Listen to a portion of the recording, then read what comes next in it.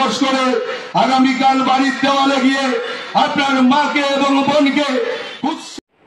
তৃণমূল সরকার কতটা নির্লজ্জিত সমাজের মধ্যে সারা দেশের জনগণ, পশ্চিমবঙ্গের মানুষজন থেকে আমরা জানাতে চাই মুখ্যমন্ত্রী কি বলছেন এবং অশোকনগরের অতীশ সরকারি বা কি বলছেন সেটা আপনাদেরকে পরিষ্কারভাবে আমরা শোনাবো। টিভি সকাল ইউটিউব চ্যানেল দেখুন, মুখ্যমন্ত্রীর প্রতিক্রিয়াটা দেখুন। দর্শক বন্ধুগণ কি বলছেন মনোযোগ দিয়ে শুনবেন। হ্যাঁ, চলো স্টার্ট। যে এদের বিরুদ্ধে আমি কোনোদিনও বদলা নিইনি। আমরা বলেছিলাম বদল চাই, বদলা নয়। আজ বলছি ও কথা নয়, আজ বলছি যেটা করার দরকার। তারপরে অশোকনগরের প্রাক্তন কাউন্সিলরের বক্তব্য শুনবেন তৃণমূলের নেতা। কিরকম ধমক আর হুমকি এটাই প্রকাশ্যে দেখা যাচ্ছে। দেখুন, আমি অশান্তি চাই না,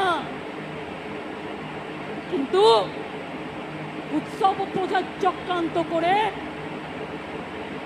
যে আপনাকে রোজ কামড়াচ্ছে, আপনি তাকে কামড়াবেন না, কিন্তু প্রস্ত করতে পারেন। রামকৃষ্ণ পরমহংসদেব বলেছিলেন, একটা গোখরে সাপ তার কাছে গিয়ে বলেছিল, ঠাকুর তুমি তো আমাকে কামড়াতে বারণ করেছো, আমি কাউকে কামড়াই না, কিন্তু আমাকে অনেকে ইট মারে, আমার রক্ত পড়ে, আমার খুব কষ্ট হয়। ঠাকুর বললেন, শোনো, তোমাকে আমি কামড়াতে বারণ করেছি, তোমাকে আমি ফোর্স করতে বারণ করিনি। আগামী দিন আপনাদের কাজ হচ্ছে চক্রান্তকারীদের মুখোশ খুলে দিয়ে ফোর্স করতে শিখুন, ফোর্স করতে শিখুন, ফাঁস করে দিন। মমতা বন্দ্যোপাধ্যায়কে ফেসবুকে গালাগালি করছে, বিভিন্ন ভাবে মমতা বন্দ্যোপাধ্যায়ের মতো জনগণ মনোনেত্রীকে আপনারা ফেসবুকে প্রতিদিন অসভ্য ভাষায় গালিগালা করছি। মমতা বন্দ্যোপাধ্যায় বলেছেন একটু তো ফোর্স করতে, ভালো করে মনোযোগ দিয়ে শুনবেন।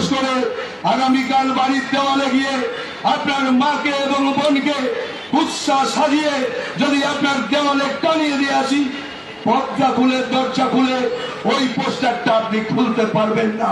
এই প্রতিবাদ মঞ্চে দায়িত্ব নিয়ে বলে গেলাম, সেদিন সামনে আসছে।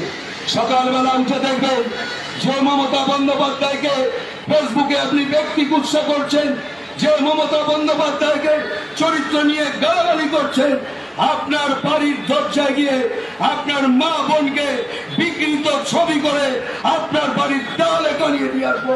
শুনে রাখবেন, আজকে দাঁড়িয়ে বলে গেলাম, সাবধান হয়ে যান। রাজপথে তৃণমূল কংগ্রেস ধৈর্য নিয়ে বসে আছে। আমরা যদি একটু পাড়ায় পাড়ায় সন্ধ্যে সকালবেলা একটু ফোর্স করি, পারবেন তো বাড়ি থেকে বেরাতে? হ্যাঁ দর্শক বন্ধুগণ, আপনারা শুনতে পেলেন, এরই নাম হচ্ছে শাসক দল তৃণমূল। 2026-এ জনগণ যাকে রায় দিবে সেটা মাথা পেতে নিতে হবে। আর এই শাসক দল তৃণমূল আর ক্ষমতায় ফিরতে পারবে না। বদলা নয়, বদল চাই।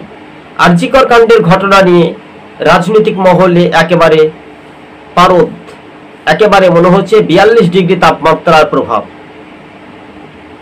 শাসক দলকে এটা বুঝতে হবে যে আজ ক্ষমতায় আছি, কাল নাও থাকতে পারি।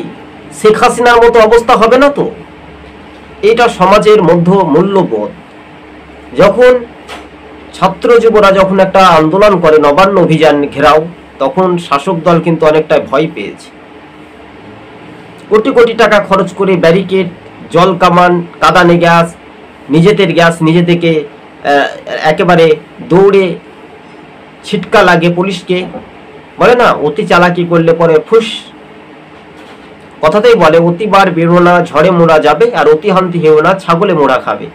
তাই শাসকের এখন পুলিশ নিরপেক্ষতা যখন হয়ে যাবে, তখন এই সরকার 72 ঘন্টার মধ্যে চেঞ্জ বা পরিবর্তন হবে। এই সরকার আগামী দিন থাকতে পারে না বলেছেন বিধানসভার বিরোধী দলনেতা শুভেন্দু অধিকারী। আর সোশ্যাল মিডিয়াতে ভিডিওগুলি শেয়ার বা পোস্ট করেছেন শুভেন্দু অধিকারী। কার্যত চোখে চোখ রেখে কিন্তু আন্দোলন বা প্রতিবাদ প্রতিরোধ করছেন বিধানসভার বিরোধী দলনেতা শুভেন্দু অধিকারী। ন্যায্য দামের মানুষের প্রতিফলন, তাই একদিন পাপের ভোগে বাসুল পেতে হচ্ছে এই তৃণমূলকে। তাই তৃণমূলের বিরুদ্ধে কার্যত আন্দোলনে সরব হচ্ছেন বিধানসভার বিরোধী দলনেতা শুভেন্দু অধিকারী। দর্শক বন্ধুগণ, আপনারা শুনতে পেলেন অশোকনগরে তৃণমূলের প্রাক্তন কাউন্সিলর এবং মুখ্যমন্ত্রীদের প্রতিক্রিয়া। আর এটাই বাস্তবে আগামী দিন পাপের ভোগে বাসুল পেতে হবে এই সরকার।